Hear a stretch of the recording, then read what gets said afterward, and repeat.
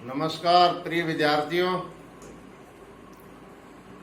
15 अगस्त की आपको बहुत ढेर सारी शुभकामनाएं। अच्छे से एक मनाया गया। अब जल्दी ही सरकार कोई दिशा निर्देश देगी, उसके मुताबिक हम आपको सूचित कर देंगे। आज LLB थर्ड ईयर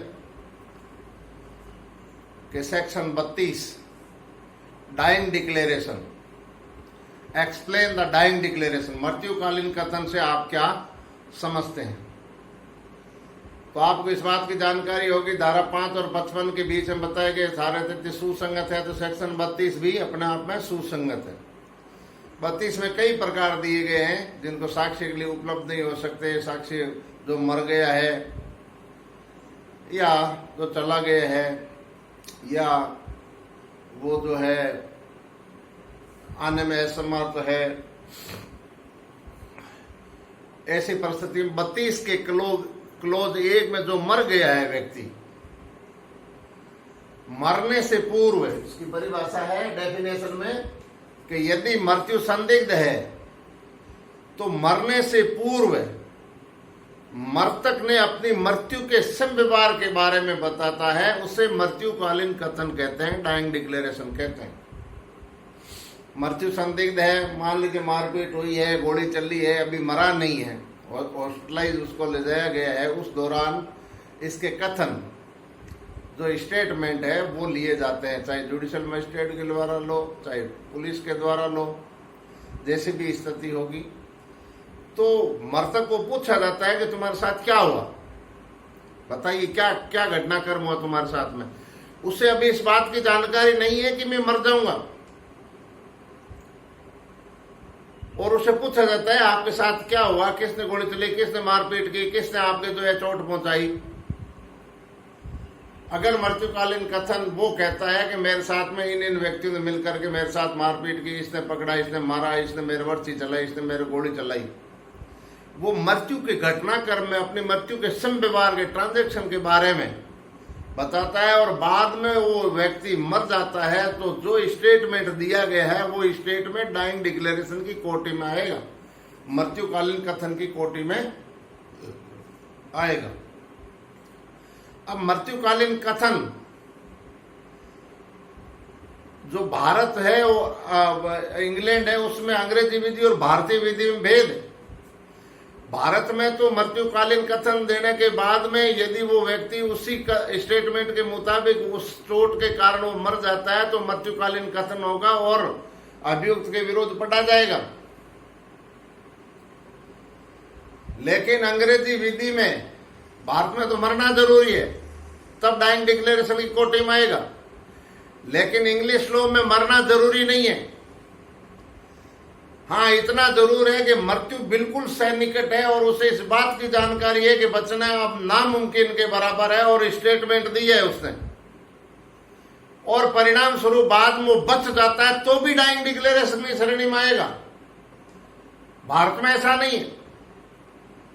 अंग्रेजी विधि में ऐसा है कि वो बच भी जाएगा तो भी वो डाइंग डिक्लेरेशन की श्रेणी में आएगा, कि वो मृत्यु के सन्निकट था वो जिस समय स्टेटमेंट दिया, फिर वो अपने स्टेटमेंट को बदल नहीं सकता। और भारत में मरना जरूरी है, नहीं मरा तो मृत्युकालीन श्रेणी में नहीं आएगा। मान लीजिए मृतक ने अपने संव्यवहार के बारे में बताया है, और मान लीजिए पैर कट गया, पैर के चोट लग गई है या हाथ पैर तोड़ दिए गए हैं, और 10 दिन 15 दिन बाद में भर्ती रहता है और बाद में हार्ट अटैक से मर जाता है, तो मृत्युकालीन कथन की श्रेणी में नहीं आएगा। कॉज ऑफ डेथ जो डाइंग डिक्लेरेशन में उसने कहा उसी कारण से होना चाहिए, मृत्यु का कारण वही होना चाहिए। अगर किसी अन्य बीमारी के कारण मरा है तो मृत्युकालीन कथन की श्रेणी में नहीं आएगा।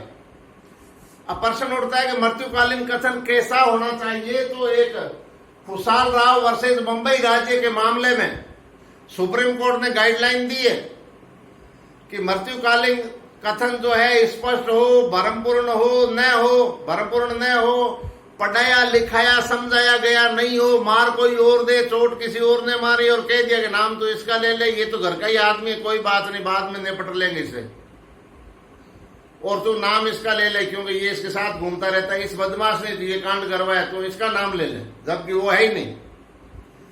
तो खुशहाल राव वर्सेस बंबई राज्य के मामले में गाइडलाइन दी गई, ये पूरी आपको पढ़ना है किताब से, 10-12 बिंदु है।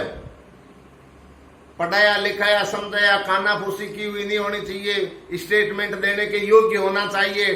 डॉक्टर जब वो भर्ती है, डॉक्टर से परमिशन ली जाएगी, डॉक्टर कहेगा ये फिट फॉर जो है स्टेटमेंट देने के लिए तैयार है, तब स्टेटमेंट लिया जाना चाहिए, नहीं तो डॉक्टर मना भी कर देगा। वो कार्य प्रकृति परिणाम को समझ रहा है, इस प्रकार की स्थिति है, तभी स्टेटमेंट दिया जाता है। वही स्टेटमेंट डाइंग डिक्लेरेशन की श्रेणी में आएगा। तो खुशहाल राव वर्सेस बंबई राज्य के मामले को आपको गहराई से पढ़ना है किताब में एट लेंथ। अब मृत्युकालीन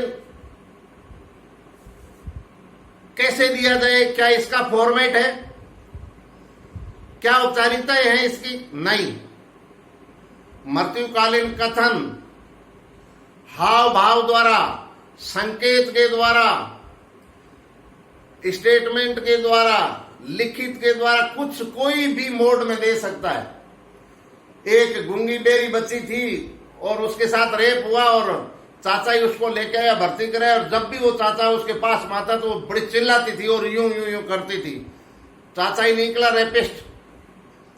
जीव नहीं है, बोल नहीं सकती, हाव भाव द्वारा, हाव भाव संकेतों के द्वारा भी समझा दिया गया है। मान लीजिए कोई संकेत दे दिया है, स्पष्ट नाम लिख दिया है, कई बार आपने फिल्मों में देखा होगा, डी, मतलब डी गैंग ने इसको मारा है, मरने से पूर्व उसने लिख दिया होगा डी। हाव भाव संकेत के द्वारा भी हो सकता है, स्पष्ट है तो ओके, कोई दिक्कत नहीं है। फिर मान लीजिए क्या एफआईआर, प्रथम सूचना रिपोर्ट, क्या वो डाइंग डिक्लेरेशन की कोटि में आएगा? आरएस में पूछा है तो आएगा। एक व्यक्ति ने अपने बहनोई के प्रति 107 का सीआरपीसी में पाबंदी हेतु दावा दायर, गुड बिहेवियर के लिए जो है एक दावा दायर किया, इसकासा जिसको बोलते हैं, और कभी ये मुझे मारेगा, ये धमकी देता है, ये मुझे गोली से मारेगा, मुझे ये मारने पर उतारो, इसको पाबंद किया जाए। और 1 महीने बाद में उसको उसी स्थिति में मार दिया गया और मौके पर मर गया, स्टेटमेंट नहीं दे पाया। तो जो है उसने 107 का जो इस्तगासा दायर किया गया था उसको ही डाइंग डिक्लेरेशन माना गया। तो डाइंग डिक्लेरेशन की, मृत्युकालीन कथन की कोई औपचारिकता नहीं है। मान लीजिए डाइंग डिक्लेरेशन मजिस्ट्रेट के समक्ष हुआ है, कोई जरूरी नहीं है, हुआ है तो वेल एंड गुड। एसएचओ के सामने हुआ है तो भी कोई दिक्कत नहीं। मान लीजिए डाइंग डिक्लेरेशन ऐसी परिस्थिति में आ रहा है बर्निंग केस में, तो बर्निंग केस के अंदर एक महिला बहुत जली हुई थी 90% के करीब, और उसने डॉक्टर ने कहा कि मैं मेरे जो है सास और ननद ने जो है तेल डाल करके मेरे को जला दिया। बेड हेड टिकट पर डॉक्टर ने लिख दिया कि मृतक ने ये बताया था, और बाद में उसको जो है मॉर्फिन का इंजेक्शन दिया गया। दर्द ऐसे नहीं होता, दिल दहल उठता है ऐसी स्थिति में, तो उसको जो है मॉर्फिन का इंजेक्शन दिया गया, और मॉर्फिन इंजेक्शन देने के बाद में वो वापस होश में आई नहीं, मरेगी। तो ऐसी परिस्थिति में जो बेड हेड टिकट, जो भर्ती का कार्ड है, डॉक्टर ने 2 लाइन लिख दी कि मृतक ने मुझे ये बताया था, तो वो मृत्युकालीन कथन की श्रेणी में आएगा। तो इसको गहराई से पढ़ना है। जस्टिस कोक ने भी इस पर टिप्पणी की है कि मृत्युकालीन कथन वो व्यक्ति अपनी स्वयं की मृत्यु के संव्यवहार के बारे में बताता है, वो डाउटफुल नहीं होना चाहिए, संदेह से परे होना चाहिए, स्पष्ट होना चाहिए, भ्रमपूर्ण नहीं होना चाहिए, पढ़ाया लिखाया समझाया गया नहीं होना चाहिए। तो यह है मृत्युकालीन कथन। बहुत सारे केस मिल जाएंगे, हाव भाव संकेत, गेस्चर, कोई आकृति बना करके भी मृत्युकालीन कथन के बारे में इशारा किया जा सकता है उस व्यक्ति के बारे में, और वो उसके विरुद्ध पढ़ा जाएगा। तो यह है मृत्युकालीन कथन। कई बार तो क्या है, ये छोटा प्रश्न ही पूछते हैं, कई बार बहुत ही कोई इजी गोइंग में हो तो आपको ये हो सकता है 16 नंबर में ही प्रश्न पूछ ले, नहीं तो 7 नंबर का तो पूछता है। तो मृत्युकालीन कथन से आप क्या समझते हैं? मृत्युकालीन कथन कैसा होना चाहिए? भारतीय और अंग्रेजी विधि में क्या भेद है? क्या मृत्युकालीन कथन के आधार पर दोष सिद्धि की जा सकती है? यस, की जा सकती है। कोर्ट के विवेक पर निर्भर करता है। और तथ्य मृत्युकालीन कथन एक सशक्त एक स्टेटमेंट है। तो मृतक ने स्वयं ने कहा है मृत्यु से पूर्व अपनी मृत्यु के बारे में कि इस व्यक्ति ने मेरे साथ ऐसा कहा, और उसकी संपुष्टि कोर्ट कर लेता है और तथ्य और परिस्थितियां चिल्ला चिल्ला के बोलती है, तो मृत्युकालीन कथन के आधार पर दोष सिद्धि की जा सकती है, इसमें कोई डाउटफुल नहीं है। लेकिन ये कोर्ट के विवेक पर निर्भर करता है, अन्यथा दूसरे तथ्यों की संपुष्टि और कर लेता है। इस प्रकार कोई बात नहीं। तो आप स्वस्थ रहे, मस्त रहे। आपसे 4-5 महीने हो गए हैं, मिल नहीं पा रहे हैं, और कॉलेज में सौंदर्यीकरण किया जा रहा है, पेड़ पौधे लगाए जा रहे हैं। अगले महीने में शायद अपन बीच का जो है वो कवर भी हो जाएगा, और 15-20 तारीख या इस महीने तक कोई गाइडलाइन आ जाएगी। धैर्य बहुत रखा है और रखिए, 10 दिन की बात है। 10 दिन के बाद में स्थिति स्पष्ट हो जाएगी तो आपको सूचित कर दिया जाएगा। और पढ़ते रहिए आप। परीक्षा तो होगी, परीक्षा होगी कि नहीं होगी डाउटफुल मत रहो। परीक्षा होगी, यूजीसी ने कह दिया कि डिग्री कोई वैल्यू नहीं है, तो आप परीक्षा पढ़िए आप।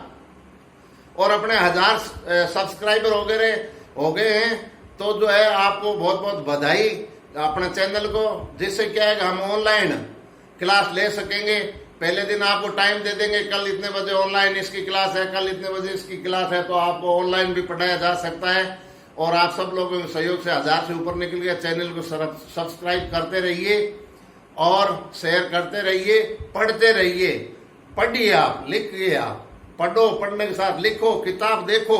हम यहाँ ब्रीफ में, गर्मी पड़ रही है, गर्मी में कोशिश करें, सभी टीचर्स अच्छा करने का प्रयास कर रहे हैं, उसको अच्छी तरीके सुने, ईयरफोन के द्वारा सुने, एक बार नहीं 2 बार सुने। अब ये डाइंग डिक्लेरेशन में क्या प्रॉब्लम है? आपको आधी रात का कोई पूछ ले तो भी कोई दिक्कत नहीं। हालांकि ये इसकी परीक्षा हो चुकी है LLB 3rd ईयर की, लेकिन फिर भी मेरा सब्जेक्ट मैं पढ़ा इसलिए रहा हूं कि 2nd ईयर वाले पढ़े इसको, आगे 3rd ईयर में काम आएगा। ठीक है, और 3rd ईयर वाले पढ़ रहे हैं तो आगे RDS में काम आएगा। जय हिंद।